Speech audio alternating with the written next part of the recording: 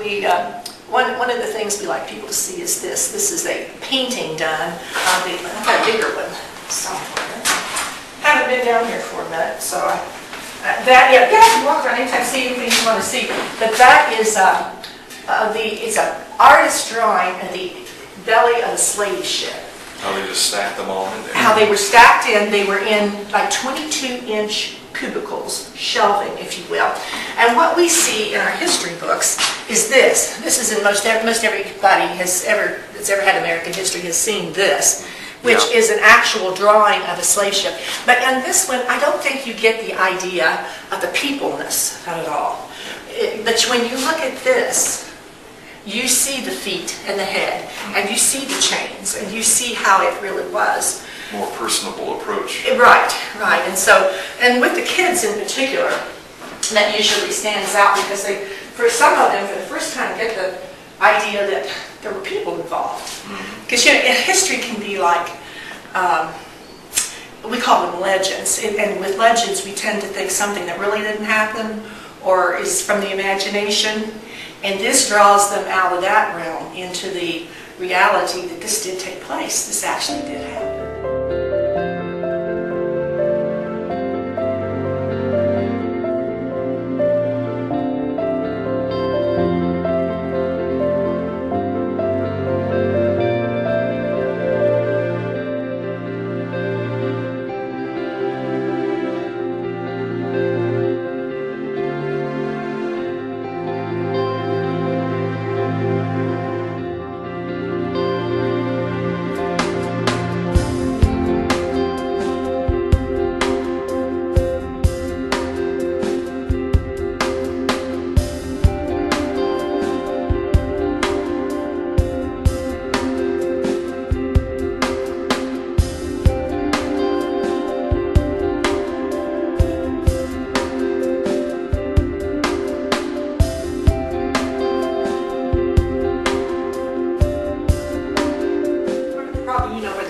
Cemetery is. Yeah.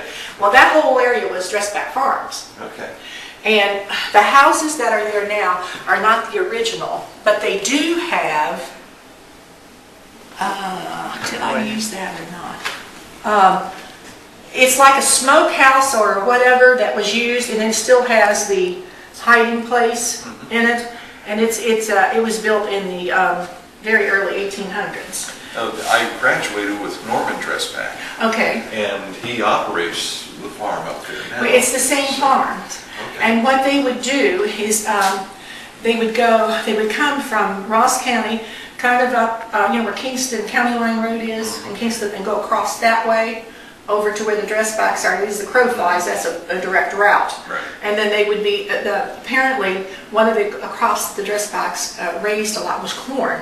And there was a place in the cornfield that was a part of a tunnel that led to where they could go through, and that would come up near the house, and then they would be put in this place in it's now some kind of a shed. I don't know if it was a part of the original house or not, but they found all kinds of shoe leather and old bottles, not bottle bottles, but the ceramic, the crockery type bottles that people down in there, and one thing and another. But that was a place that they had.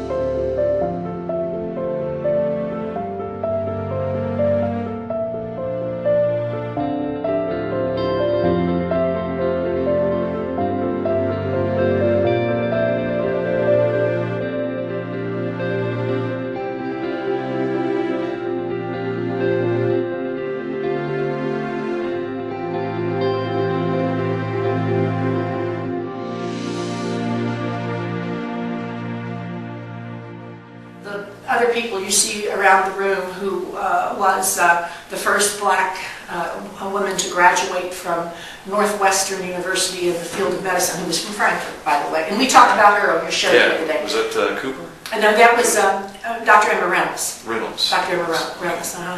And then there's Phyllis Wheatley that most people read about in their textbooks. If they don't learn about any other black woman, they get Phyllis Wheatley because she was a slave, a Quaker.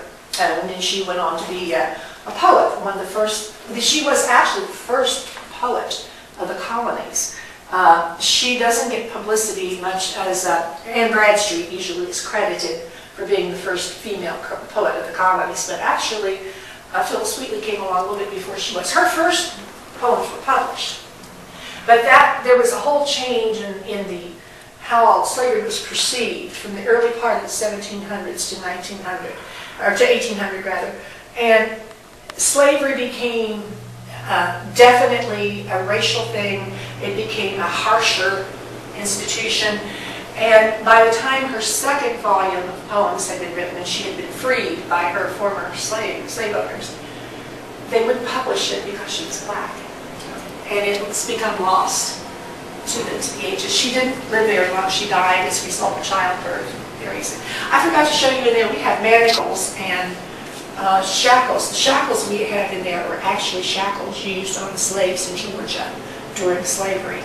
The manacles are not their reproductions, but they look, they give you the idea of what